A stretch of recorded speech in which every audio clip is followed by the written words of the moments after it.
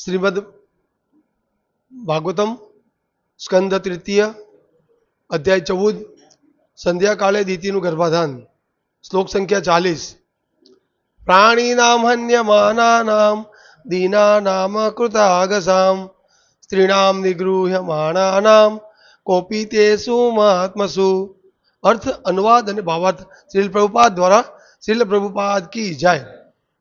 પ્રાણીનામ પ્રાણીઓનો, અન્ય માનાનામ વધ કરવા લાગશે ત્યારે, દીનાનામ દીનજનોનો, અકૃત આગસામ નિર અપરાધીઓનો, સ્ત્રીણામ સ્ત્રીઓનો, નિગૃહ્યમાણાનામ ત્રાસ આપશે ત્યારે, કોપી તેસુ ક્રોધે ભરાઈને, મહાત્મસુ મહાત્મા પુરુષો. અનુવાદ, તેઓ ગરીબ નિરપરાધ જીવાત્માને મારી નાખશે, સ્ત્રીઓને ત્રાસ આપશે અને મહાત્મા પુરુષોને ક્રોધાવિષ્ટ કરશે. ભાવાર્થ, જ્યારે નિર્દોષ જીવોની હત્યા કરવામાં આવે છે, સ્ત્રીઓ પર જુલમ ગુજારાય છે અને કૃષ્ણ ભાવના પરાયણ મહાત્માઓને ગુસ્સે કરાય છે, ત્યારે આસુરી પ્રવૃત્તિઓનું પ્રાધાન્ય હોય છે. આસુરી સમાજમાં જીભને સંતોષવા નિર્દોષ પ્રાણીઓની હત્યા થાય છે અને બિનજરૂરી સંભોગ દ્વારા સ્ત્રીઓ પર જુલમ થાય છે. જ્યાં સ્ત્રીઓ તથા માંસ હોય ત્યાં મદિરા અને મૈથુન હોય જ છે. સમાજમાં જ્યારે આનું પ્રાધાન્ય હોય ત્યારે ભગવાનની કૃપાથી સ્વયં ભગવાન અથવા તેમના સાચા પ્રતિનિધિ જ સમાજ વ્યવસ્થામાં ક્રાંતિકારી પરિવર્તન લાવી શકે એવી અપેક્ષા રહે છે. ઓમ અજ્ઞાનતિમિરાંધસ્ય જ્ઞાનાંજન શલાકયા ચક્ષુરુન્મિલિતમ યેન તસ્મૈ શ્રી ગુરુવે નમઃ.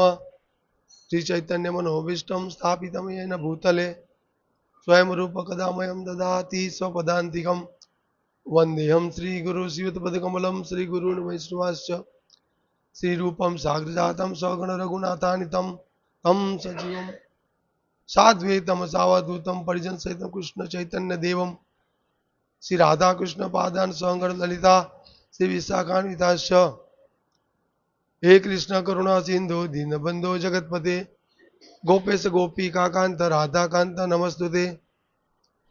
તપ્ત કાંચન ગૌરાંગી રાધે વૃંદાવનેશ્વરી વૃષભાનુસુતે દેવી પ્રણમામિ હરિપ્રિયે. વાંછા કલ્પતૃભ્યશ્ચ કૃપા સિંધુભ્યેવ ચ પતિતાનાં પાવનેભ્યો વૈષ્ણવેભ્યો નમો નમઃ. જય શ્રી કૃષ્ણ ચૈતન્ય પ્રભુ નિત્યાનંદ શ્રી અદ્વૈત ગદાધર શિવાસાદિ ગૌર ભક્તવૃંદ. હરે કૃષ્ણ કૃષ્ણ કૃષ્ણ હરે હરે, હરે રામ રામ રામ હરે હરે કૃષ્ણ. આપણે જોઈએ છીએ અહીંયા કે હવે યોગ્ય સમય નહીં હતો અને કશ્યપ મુનિ અને દીતિએ સમાગમ કર્યું અને એને કારણે કશ્યપ ઋષિ સમજી ગયા કે હવે જે પુત્ર ઉત્પન્ન થશે એ બહુ આસુરિક પ્રવૃત્તિના થશે. તો પહેલાના યુગોમાં ઋષિઓ આટલા તેજસ્વી હતા કે એ બી ભવિષ્ય થોડું જોઈ શકતા હતા. અહીંયા કશ્યપ મુનિ કહી દે છે કે હવે તારા જે પુત્રો થશે આવા થશે આસુરી પ્રવૃત્તિના. તો પહેલાના જે યુગો હતા ત્યારે ઋષિ મુનિ આવા જાણકાર હતા. જેમ કે શુક્રાચાર્ય અસુરોના ગુરુ હતા.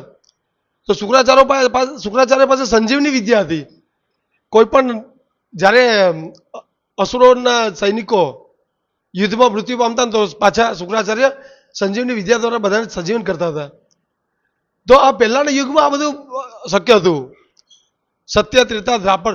તો જેમ જેમ યુગ નીચે આવતો જાય છે ને તેમ તેમ ધર્મનું પ્રાધાન્ય ઓછું થતું જાય છે. તો વિચાર કરો કે કશ્યપ મુનિને ખબર પડી ગઈ કે આ તારા પુત્રો આવશે એવા આવું તોફાન કરશે, એમ ધમાલ મચાવી દેશે. તો અહીંયા કહે છે આગલા શ્લોકમાં કે હે અભાગની સ્ત્રી, તારા અધમ ગર્ભમાંથી તને 2 નિંદાપાત્ર પુત્રો પ્રાપ્ત થશે. હે કમનસીબ સ્ત્રી, તે પુત્રો ત્રણેય લોકને સતત દુઃખ આપશે. એટલે મેઇન પોઈન્ટ શું છે કે યોગ્ય સમયે ગર્ભાધાન નહીં થયું. તો આ જે મુદ્દો જે છે એ અત્યારના સમયમાં તો બહુ અકલ્પનીય લાગે આપણને. કારણ કે આ અત્યારનો જે માનવ સમાજ જે છે એને આ વિષયમાં કોઈ જાણકારી નથી. કદાચ બહુ રેર, ખૂબ ઓછા લોકો કે જે કદાચ અસલ બ્રાહ્મણ પરિવારના હોય, શાસ્ત્રોના જાણકાર હોય, તો કદાચ એ કોઈ જૂજ લોકો કદાચ ગર્ભાધાન સંસ્કાર વિશે જાણતા હશે. બાકી આ કલયુગમાં આ વસ્તુ થતી નથી. અને એને કારણે શું થાય છે? બધા જ આસુરિક પ્રવૃત્તિના બાળકો, છોકરા કે છોકરી, બધા આસુરિક પ્રવૃત્તિના ઉત્પન્ન થાય છે. લગભગ બધા અસુર જેવા, રાક્ષસ જેવા. જેને પણ તમે પૂછો તો કહેશે કે ના, ભગવાન વિશે નથી જાણવું. જેને બી પૂછો એ મોટા ભાગે ભગવદ્ગીતા વાંચો છો? ના. ભગવાન વિશે કઈ જાણવો રસ છે? ના, નથી, હમણાં સમય નથી. પછી આ શું છે? રાક્ષસી વૃત્તિ છે. આ ભગવાન વિશે રસ જ નથી બિલકુલ કોઈને. તો આ કેમ? કેમ કે આ જે ગર્ભાધાન સંસ્કારની વિધિ છે એ નથી થતી. કોઈને ખ્યાલ જ નથી કે આવી કોઈ પ્રોસેસ હોય છે. પણ લગ્ન વિવાહ શેના માટે થાય છે? હનીમૂન કરવા માટે. જેમ આગળ કીધું પ્રભુજીએ, આ જ ઉદ્દેશ છે, સેન્ટર પોઈન્ટ છે. આ ખ્યાલ નથી લોકોને. લોકોને એમ છે કે ભાઈ પતિ પત્ની ભેગા થાય, મજા કરે. કોઈ સમય નહીં, કોઈ મુહૂર્ત શું, કોઈ આવું કોઈ વસ્તુનું ચર્ચા વિચારણા થતી નથી. લગ્ન સંબંધ એટલે મોજ મજા માટે એમ. તો આપણે બી આ તો ભગવાનની કૃપા છે કે શ્રીલ પ્રભુપાદની દયા છે કે આપણે ઇસ્કોનમાં આવ્યા ને આપણે આ દિવ્ય વસ્તુઓ જાણવા મળે કે આવું બી હોય છે એમ. તો આ બહુ આપણા માટે બી કલ્પનાની બહારની વસ્તુ હતી આ, કે આવું આવી વિધિથી, જો જ્યારે આવી વિધિથી જાતે જીવન માણવામાં આવે તો સુંદર સંતાન ઉત્પન્ન થાય ને જે સમાજનું કલ્યાણ કરી શકે. તો અહીંયા આ અનુવાદમાં પ્રભુપાદ આની પર સમજાવે છે કે હવે આ જે બે પુત્રો ઉત્પન્ન થશે તે શું કરશે? તેઓ ગરીબ નિરપરાધ જીવાત્માને મારી નાખશે. દયા જેવું કંઈ નહીં હશે. સ્ત્રીઓને ત્રાસ આપશે અને મહાત્મા પુરુષોને ક્રોધાવિષ્ટ કરશે. આ અસુરોનું લક્ષણો છે ખાસ, કે અસુરો એટલે તોફાન ચાલુ કરી દે. ધર્મ, જે કોઈ ધર્મ કરે, ધર્મનું ભગવાનનું નામ લે, એને વિચલિત કરે, એને હેરાન કરે અને પોતે જ ભગવાન હોવાનો દાવો કરે આસુરિક સ્વભાવના લોકો. તો આવું દીતીને કહે છે કે હવે આ તારા બે બાળકો થશે ને આવું કરશે. તો આપણે આ શ્લોક પરથી સમજી શકીએ છીએ કે અત્યારે જો દુનિયામાં ક્યાંય શાંતિ નથી ને ક્યાંય કોઈના છોકરા છોકરીઓ કે ને આવો કોઈ રસ નથી કે કોઈ એવું શું કરે કે જેથી સમાજમાં શાંતિ આવે. કોઈની પાસે એવા મુદ્દા નથી. કેમ? કેમ કે આ ગર્ભાધાન સંસ્કારને કોઈ જાણતું નથી અને આ પ્રમાણે થતું પણ નથી. પહેલાના સમયમાં તો કહેવાય છે કે ભાઈ માતા ને પિતા જ તે પુત્રના કે પુત્રીના લગ્ન નક્કી કરતા. છોકરીને બી નહીં જોતા કે છોકરો છોકરીને નહીં જોતા. એવું હતું પહેલા. લગ્ન સમય જ ખબર પડે કે મારી એવા પત્ની છે કે મારો પતિ છે. આમ તો અત્યારે તો સમય જો કેટલો બદલાઈ ગયો છે. અત્યારે તો મેં તો અમુક જગ્યા એવું જોયું છે કે અમુક કાસ્ટમાં તો એવું છે કે 6 મહિના કે વર્ષ પહેલા તો ત્યાં એ લોકો પ્રેક્ટિસ કરે રહેવાની એમ, કે મને ફાવશે કે નહીં ફાવશે. એવું અમુક કાસ્ટમાં એવું છે. તો 6 મહિના વર્ષ પહેલા એ લોકો પ્રેક્ટિસ કરે કે ભાઈ આની સાથે હું સમય યાપન કરી શકીશ કે નહીં, મારો એનો સ્વભાવ મેચ થાય છે કે નહીં, એના ફેમિલી સાથે મેચ થાવ છું કે નહીં. નહીં થાય તો પાછું છૂટું કરી દેવાનું. તો વિચાર કરો કે ક્યાં આ સમય ને ક્યાં પહેલો સમય. તો જે લગ્ન જીવન જે છે, લગ્ન સંસ્કાર, એ મૂળ શેના માટે છે? કે સારા બાળક ઉત્પન્ન કરી અને સુખમય જીવન, આનંદમય જીવન ભગવાનની ભક્તિ કરતા કરતા કરવાનું આ મૂળ હેતુ છે. પણ એ તો આ વસ્તુ જ્યાં સુધી આપણે ભક્તિ નહીં કરીએ કે શાસ્ત્રોનું સમજણ નહીં હોય ને ત્યાં સુધી આપણે આ નહીં સમજી શકીએ. કારણ કે સમાજમાં આવો કોઈ ટ્રેન્ડ જ નથી. સમાજના લોકોને આવી કોઈ ખબર જ નથી કે લગ્નનો હેતુ આ છે. એમ તમે બાળક ઉત્પન્ન કરો વાંધો નથી, પણ ભગવાનનો ભક્ત હોવો જોઈએ, એ બહુ જરૂરી છે. ધર્મ વિરુદ્ધ ભૂતે શું કામ હશે ભરત સર્વ. જો તમને બાળક રાખવાની ઈચ્છા હોય તો રાખી શકો, પણ ભક્ત બનવા જોઈએ ભગવાનના. પછી નહીં તો આવા રીતે અસુરો બનશે તો શું મતલબ. અહીંયા આખું આસુરી પ્રવૃત્તિનું વર્ણન છે આ ભાવાર્થમાં, કે જ્યારે નિર્દોષ જીવોની હત્યા કરવામાં આવે છે, સ્ત્રીઓ પર જુલમ ગુજારાય છે અને કૃષ્ણ ભાવના પ્રમાણે મહાત્માને ગુસ્સે કરાય છે, ત્યારે આસુર પ્રવૃત્તિઓનું પ્રાધાન્ય હોય છે. એટલે કઈ રીતે ખબર પડે કે અસુરોનું પ્રાધાન્ય છે કે જ્યારે આવા કાર્યો થતા હોય. હમણાં આપણે ગયા વર્ષે જોયું કે કાશ્મીરમાં કેટલા 25-26 જણાને ગોળી મારી દીધી.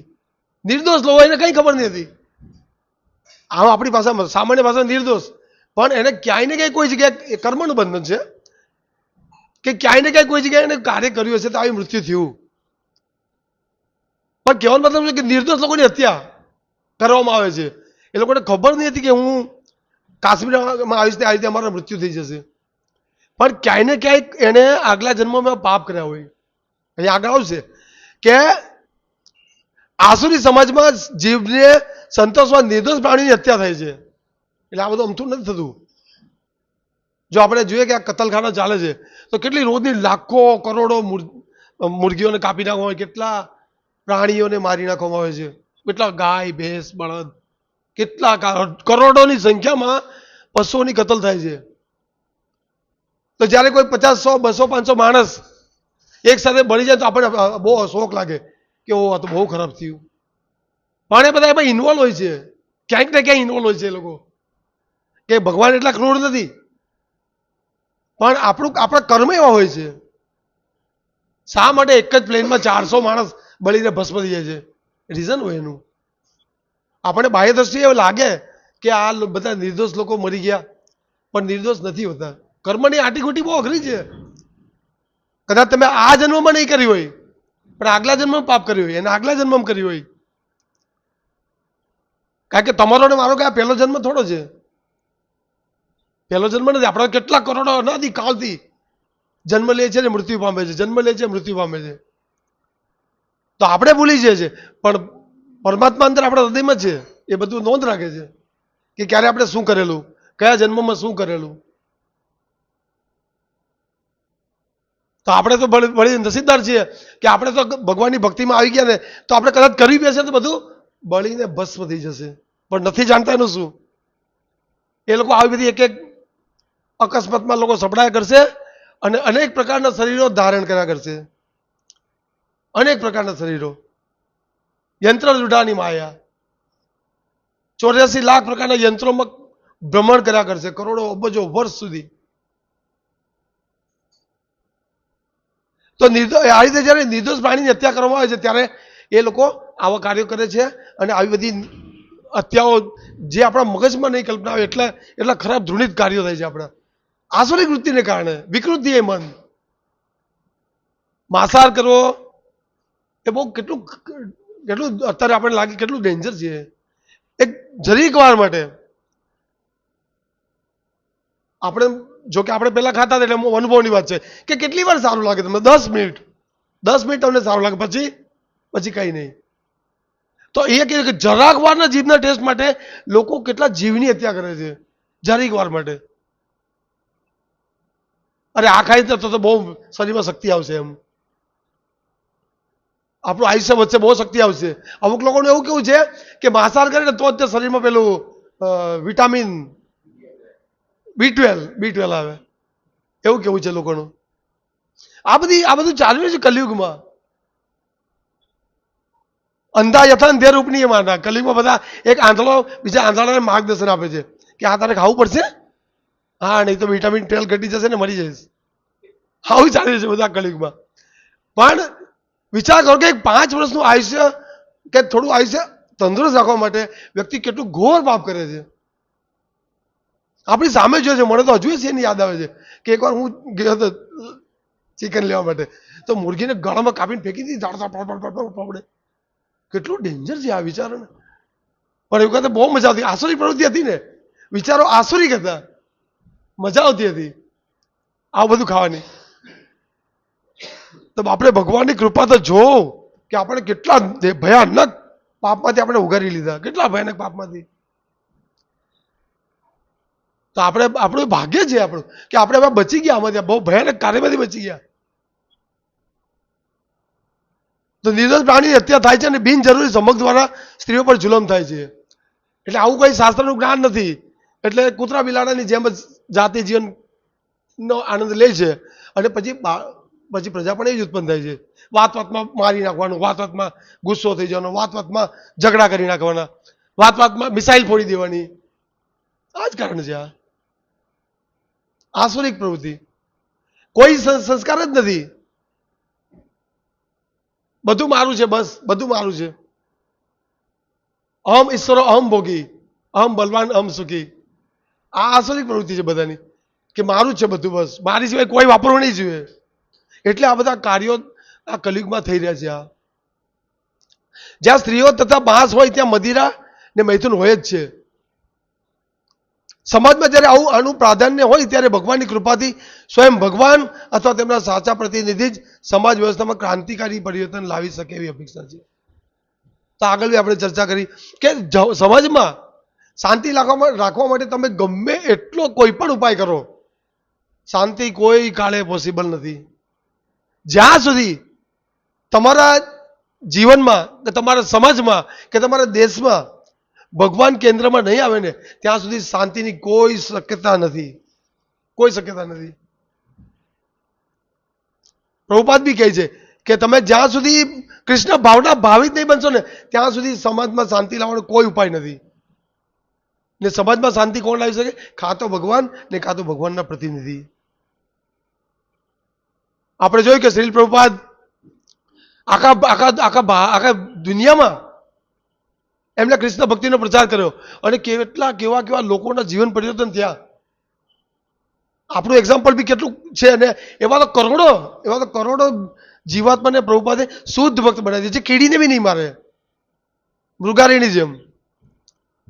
મૃગારીને પહેલા બહુ મજા આવતી હતી, અધવચ્ચો હરણને ખાલી બાણ થોડું મારી દે એટલે તડફડે ને જોવાની મજા આવતી હતી મૃગારીને. પ્રભુજીએ કીધું આગલા શ્લોકમાં તો મજા, લોકોને આવી મજા આવે છે.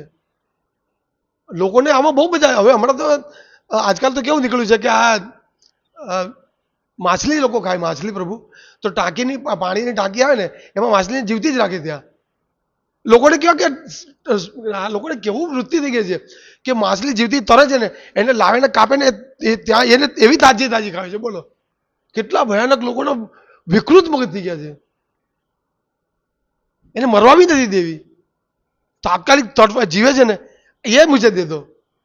તો પેલો લાવે છે ને ત્યાં એને જીવતીને કાપે છે મુર્ગીની જેમ. પણ લોકોની વૃત્તિ કેટલી ખતરનાક થઈ ગઈ છે. થોડીક વારના આનંદ માટે કેટલું ભયાનક પાપ લોકો કરી રહ્યા છે. પછી આ રીતે જયારે એનો ખોરાક હોય તો એને સંભોગમાં શું સમજ પડે, એને જીવનના વ્યવહારમાં શું સમજ પડે, એને ભગવાનમાં શું સમજ પડે, એને કોઈની પર દયા ખાવામાં શું સમજ પડે. કેટલું ખરાબ વૃત્તિ થઈ ગઈ છે લોકોની. આખી માછલી જે છે એને આમ વચ્ચેથી કાપેલી છે, આમ વચ્ચેથી કાપેલી જીવે છે માછલી, વચ્ચેથી કાપેલી છે ને આમ કાપા મારેલા છે, જીવે છે માછલી, તડફડે છે એકદમ અને એને શેકે છે. બોલો લોકોને મજા આવે છે આમાં,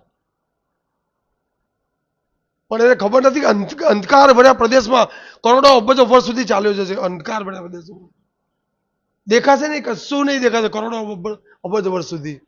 થોડીક વારના સુખ માટે આટલું ભયંકર પાપ કરી રહ્યા છે લોકો. જુનિત કર્મ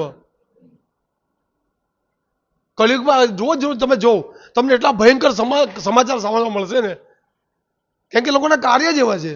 આપણી કલ્પનાની બહારના સમાચાર સાંભળવા મળશે, બહુ દૃઢિત, કેમ કે કાર્ય જેવા છે આપણા. અહીંયા એટલું બધું જો, અહીંયા કેટલો દિવ્ય, આ ભક્તો માટે કેટલો દિવ્ય સમય, આનંદનો સમય છે કે આ કાર્તિક મહિનો છે અને આ મહિનામાં ભગવાનની કેટલી બધી લીલા, દિવ્ય લીલાઓ થઈ છે. તો ભક્તો આનો આનંદ માણી રહ્યા છે, આમાં ખુશ છે ભક્તો. અત્યારે ભગવાનની દામોદર લીલા ચાલે છે ભગવાનની, તો કેટલી અદ્ભુત લીલા. રોજ સવાર સાંજ ભક્તો દીપદાન કરે ભગવાનનું, ભગવાનને દીપદાન કરે. અને કેટલું સરળ એકદમ, કે ખાલી દીપદાન કરવાથી તમારા કેટલા બધા મેરુ પર્વત જેટલા પાપ બળીને નષ્ટ થઈ જાય. બોલો કેટલું સરળ ને આનંદ કેટલું આવે.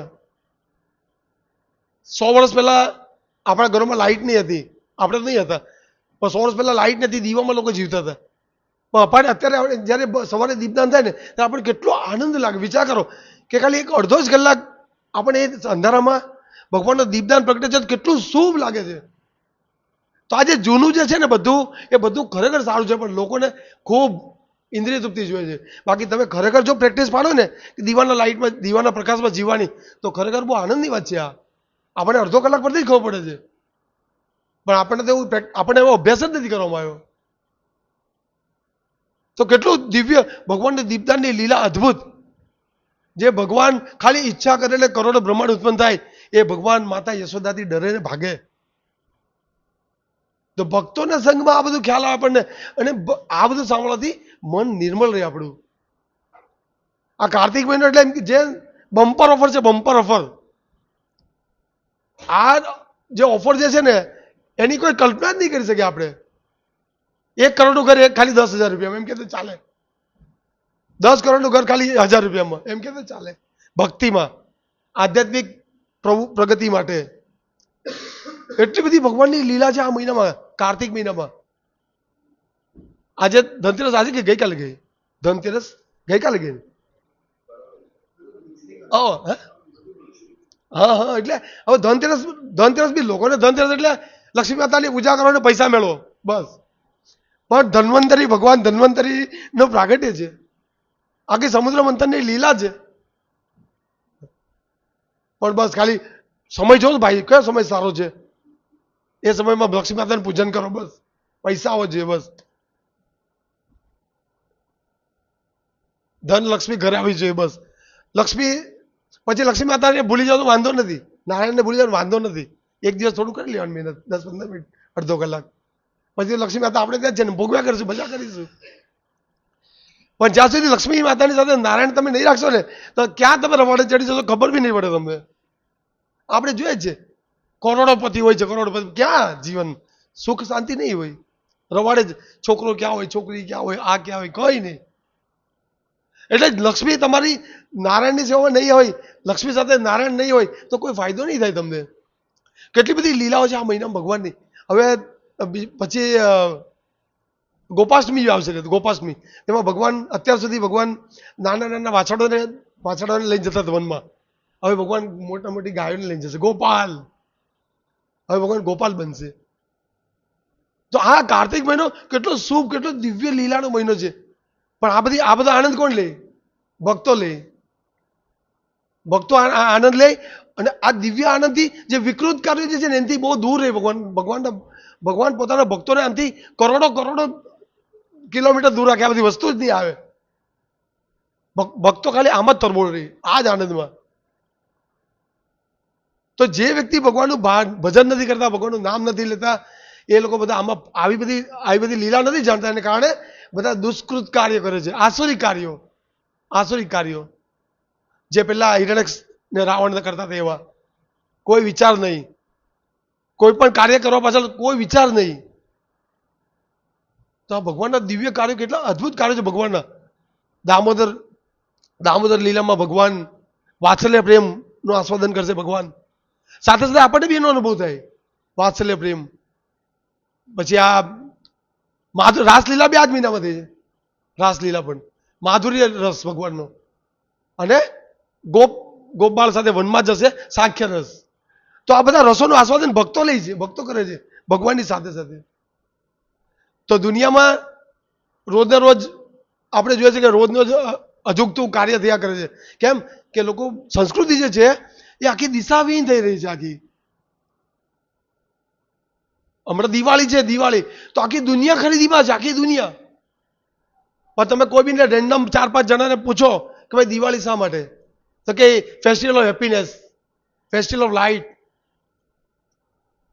પણ એકચ્યુઅલી ઘણા લોકોને નથી ખબર કે દિવાળી શા માટે ઉજવવામાં આવે છે. એમ મજા, બસ આનંદનો તહેવાર છે. નવા કપડાં પહેરવાના, સારું બનાવવાનું, સગાવાલા ત્યાં જવાનું, મજા કરવાની, બસ આ જ દિવાળી. તો લોકોને ખ્યાલ જ નથી કે દિવાળી રામચંદ્ર ભગવાન 14 વર્ષનો વનવાસ પૂર્ણ કરીને પાછા અયોધ્યા આવે છે, અને એની ખુશીમાં લોકો ભગવાનને દીવાથી સ્વાગત કરે છે ભગવાનનું. ભગવાન અયોધ્યામાં રિટર્ન પાછા આવે છે. આટલું જાણે ને તો પણ કેટલો ફાયદો થાય.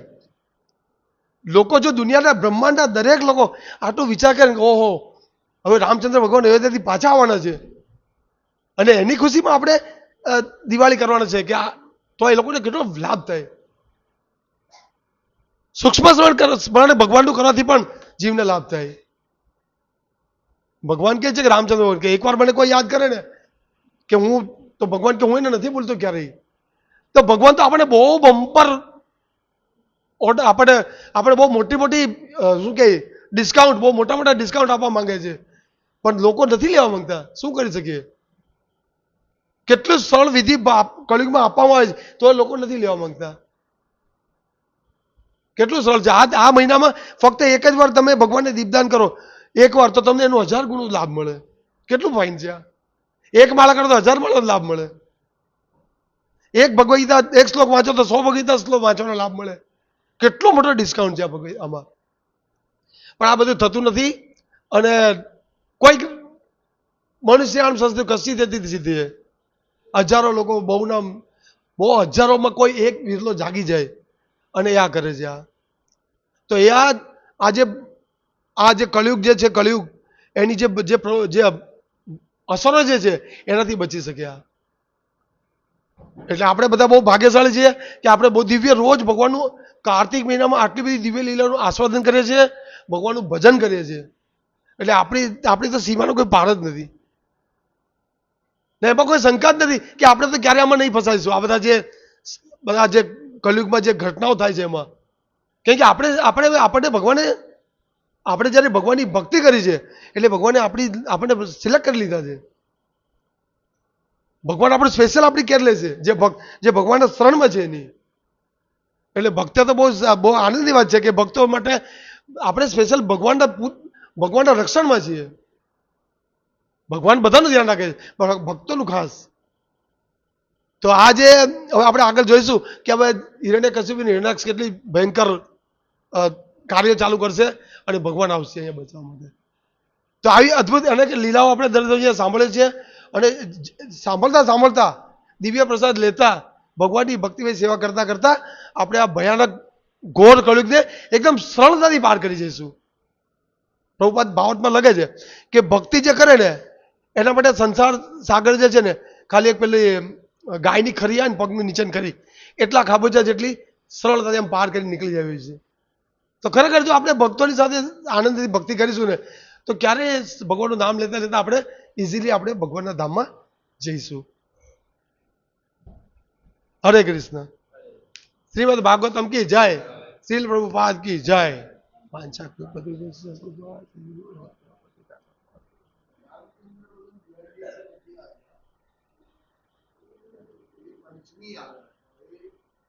પાંચ દિવસ પહેલા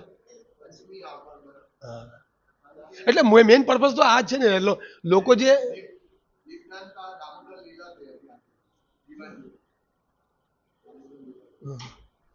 પણ આ બી એક રીઝન તો છે ને પ્રભુજી.